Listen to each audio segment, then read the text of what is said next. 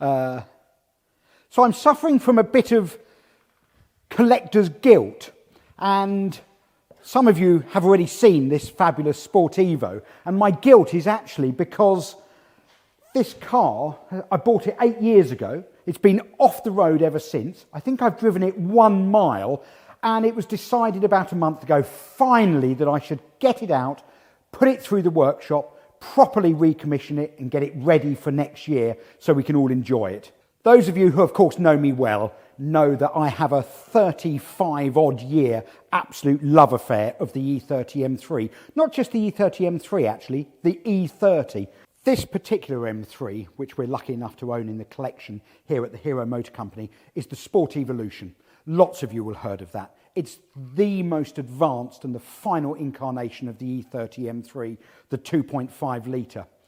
The E30 M3 had already by now carved, by 1990, it already dominated international motorsport in all classes, from Group N, Group A, DTM, touring car championships, rallying, international hill climbing, 24-hour events, Bathurst, Nürburgring, Spa, all of those things, all of those events. And it was already totally dominant.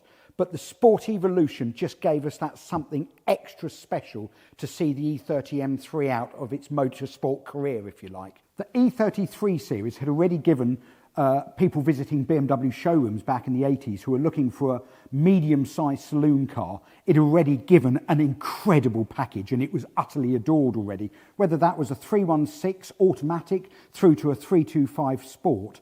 But of course, the E30 M3 that we saw in road car form gave us something very special, and we benefited from that absolute dominance and success in motor racing, and we got these very, very special, wonderful road cars.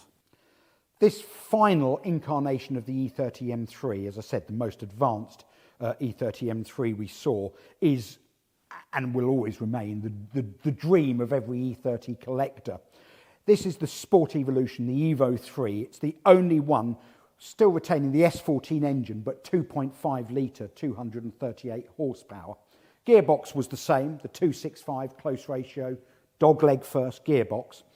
The final drive, the axle ratio was changed from 3.25 to 1 to 3.15 to 1, just to increase the top speed slightly.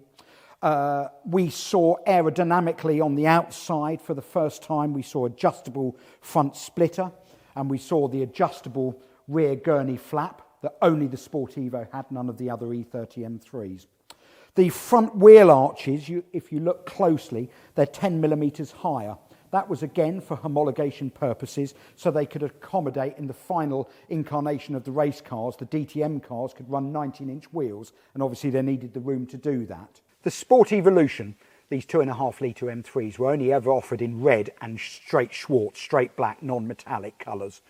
The interior also got some rather fun cosmetic updates, which were only for cosmetic reasons, nothing to do with homologation. You saw first time introduction of red seat belts, Recaro SR seats, which of course have the cutouts for harnesses, Alcantara steering wheel, Alcantara gear knob and handbrake. And this car, rather wonderfully, featured what was an astronomically expensive option at the time, EDC, electronic damping control, which was a £2,000 option back in 1990. So very few E30 M3s ever got it. And that was comfort, normal and sports suspension settings. There was a little under the bonnet of a Sport Evolution to in any way tell you it was different to an Evo 2 or a standard E30 M3. But BMW Motorsport did decide the nice touch would be some red HT lead caps, which only the Sport Evolution got. I've been lucky enough to own a lot of E30 M3s over the last 30 odd years and a handful of Sport Evolutions as well. But in truth, they were always part of the business. You know, they were stock. They always ended up being sold. And I always knew, well, the E30 M3 was my second automotive love affair. It started with the 3-litre CSL because of its competition pedigree, and the competition of the M3 then led on to this being my second love, if you like. I've always adored the E30 M3, and I knew the Hero Motor Company collection would one day have to have a Sport Evolution in it. And I knew it would also have to be a black Sport Evolution. That's just personal preference. I was really lucky to find this car. It was with a chum of ours. It had been in his collection for a few years. In truth, he'd used it for a few track days and such like, and very much enjoyed it. It's slightly more retired now. It's with us. It'll only get used for high days and holidays and special occasions. It certainly won't see any track work ever again. But it's a great spec. So full leather, rear blind, BMW sound system, EDC, which I've already mentioned, that electronic damping control, electric sunroof, electric windows, full onboard computer. It was an incredibly high-spec Sport Evolution. And standing here in this beautiful building here, surrounded by all this lovely collection, the Hero Motor Company collection, that I suddenly looked at the Sport Evo and thought, it's been 8 years since I bought it off a chum. It was part of his collection. It has done about a mile in that time, and it really was time to give it to the team in the workshop and say, let's get her back on the road, let's recommission her and draw up a plan of action. So yeah, after its rather long, and my guilt of its rather long sabbatical, it was over to the workshop guys, and they drew me up a list of work to do. Not just obviously preservation, which takes place on all the cars that are part of the Hero Motor Company collection, but also about originality as well and usability. So body shell underneath is utterly structurally sound. There's no corrosion, no previous accident damage. But underneath was just cleaned, detailed. We actually dry ice blasted it. And then very tiny little small areas of surface corrosion that you'd expect on any car that's 30 years old, they were dealt with. So the underside is now beautiful and protected as well with clear cavity wax and such like.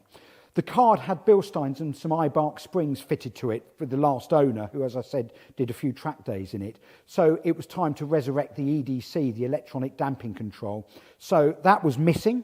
So we managed to source a set of second-hand EDC dampers. I think we found somebody in Holland with a set for sale. They would have come out of a car years ago that was built for track days and have been languishing in someone's garage. So it's now back onto its EDC, its electronic damping control. Obviously, engine serviced, valve clearance is done, but then there was a preventive maintenance program of mechanical work, calipers rebuilt, all new ball joints, bushes, seals, prop shaft coupling, gear lever bushes, diff seals, gearbox seals. The S14, this car's only done just over 60,000 miles, so it was actually, there's no work to do to the S14 except ensure it was oil tight. So new gaskets, O-rings and oil seals, new inlet manifold blocks to stop the air leaks from the butterfly housings. So just a really thorough, coolant hoses, fuel hoses, things like that, really thorough program of work to make sure it's utterly turnkey and totally usable, ready for next spring. But I'll take you for a spin if you like. It's the first time I've driven it properly in, as I said, 8 years.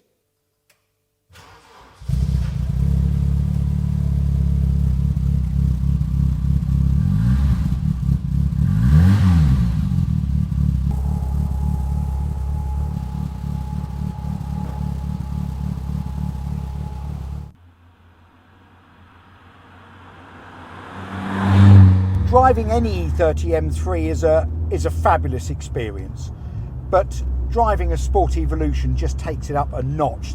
It just makes it that little bit more special. That 2.5 litre engine gives you that very slight bit of extra flexibility in the mid-range, that bit of extra torque that I suppose some who were used to the 6-cylinder 325 back in the day might have criticised. But the E30 M3 was never really about out-and-out performance. It wasn't about grunt. The thing that everybody notices straight away and everybody remembers about an E30 M3 is that balance, that unbelievably forgiving handling. That engine tucked back up against the bulkhead just made them so delightful to drive. The feel is amazing and very, very memorable. For me, the E30 M3 still to this day remains the ultimate driver's car.